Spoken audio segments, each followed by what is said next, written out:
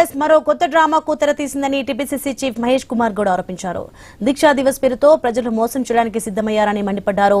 BRS ముగిసిన శకమన్నారు. ప్రజా sentiment రాజకీయ లాభం కోసం వాడుకుని కేసీఆర్ కుటుంబమే లబ్ధి పొందిందని విమర్శించారు.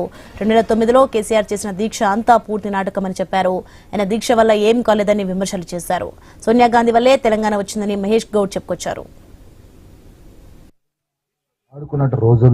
మొత్తం ఉనికి కోల్పోతున్నటువంటి బీఆర్ఎస్ పార్టీ మళ్ళా కొత్త ఉనికిని పెంచుకోవాలనే ఉద్దేశంతో దీక్షా దివస్ కార్యక్రమాలు చేయాలనేది పిలుపునిచ్చినట్టుగా కోట్లాది రూపాయలు ఖర్చు పెట్టి వారాల తరబడి చేయాలని అనుకున్నట్టుగా సమాచారం వస్తా ఉంది. కేసీఆర్ గారిని ఆనాడు ఉద్యమం తీవ్రంగా నడుస్తున్నట్టు సమయంలో ప్రజల యొక్క సెంటిమెంట్ ని అడుగడుగున వాడుకున్నట్టు రోజుల్లో తెలంగాణ కోసం దీక్ష చేస్తున్నట్టుగా దీక్ష మొదలుపెట్టి ఆసుపత్రిలో చేరి నిమ్స్ లో 3/12/2009లో చేరి 11/12/2009లో డిశ్చార్జ్ అయినారు.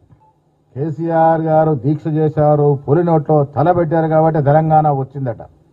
కేసీఆర్ గారు చేసిన దీక్ష అదొక నాటకం. డీసీసీ అధ్యక్షుల నియామకంపై టీపీసీసీ చీఫ్ క్లారిటీ ఇచ్చారు. నల్గొండ డీసీసీ అధ్యక్షుడు కైలాష్ కోమటిరెడ్డికి వివరణ ఇచ్చారని చెప్పారు.